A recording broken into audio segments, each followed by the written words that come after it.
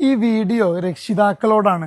ആ 66 കുട്ടികളിൽ നിങ്ങളുടെ മകൾ അല്ലെങ്കിൽ മകൻ ഉണ്ടാവാതിരിക്കട്ടെ എന്നാണ് ഞാൻ ആഗ്രഹിക്കുന്നത്. ഞാൻ പറഞ്ഞു വരുന്നത്, ജയ്ത്തൂനിൽ ഓരോ വർഷവും ഏകദേശം ഒരു 1000-ഓളം കുട്ടികളിൽ നിന്നാണ് നമ്മൾ 300 കുട്ടികളെ സെലക്ട് ചെയ്യുന്നത്.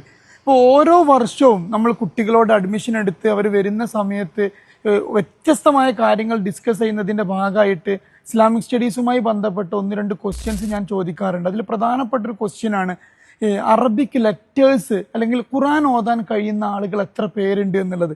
ഇപ്പോൾ കഴിഞ്ഞ ഒരു 4-5 വർഷമായിട്ട് ഇനീഷ്യലി നമുക്കതൊരു നെട്ടലായിരുന്നു, പിന്നെ നെട്ടലൊരു ശീലമാകുമ്പോൾ പിന്നെ നെട്ടൂലല്ലോ. അപ്പോൾ കഴിഞ്ഞൊരു 4-5 വർഷമായിട്ട് നമ്മൾ നോട്ട് ചെയ്യുന്നതാണ് ഏകദേശം ഒരു 25% കഴിഞ്ഞ വർഷം കൃത്യമായിട്ട് 66 കുട്ടികൾക്ക് അറബിക് ലെറ്റേഴ്സ് വായിക്കാൻ തന്നെ അറിയില്ല.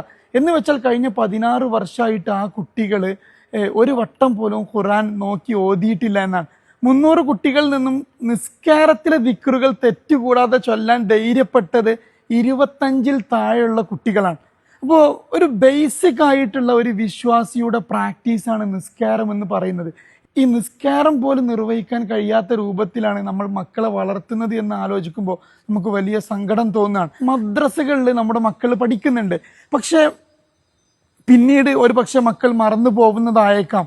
നമ്മൾ സംസാരത്തിലും മറ്റുമായി ഡിസ്കഷൻസ് നടത്തുമ്പോഴും ഒരുപാട് കാര്യങ്ങൾ ചർച്ച ചെയ്യുമ്പോൾ ഇത്തരത്തിലുള്ള കാര്യങ്ങളൊന്നും നമ്മൾ കുട്ടികളോട് ചോദിക്കാറില്ല.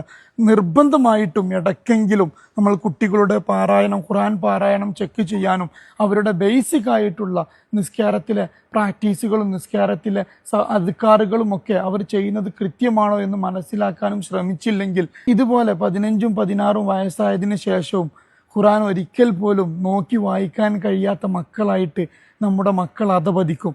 അതൊരു വലിയ പരാജയം തന്നെയാണ്.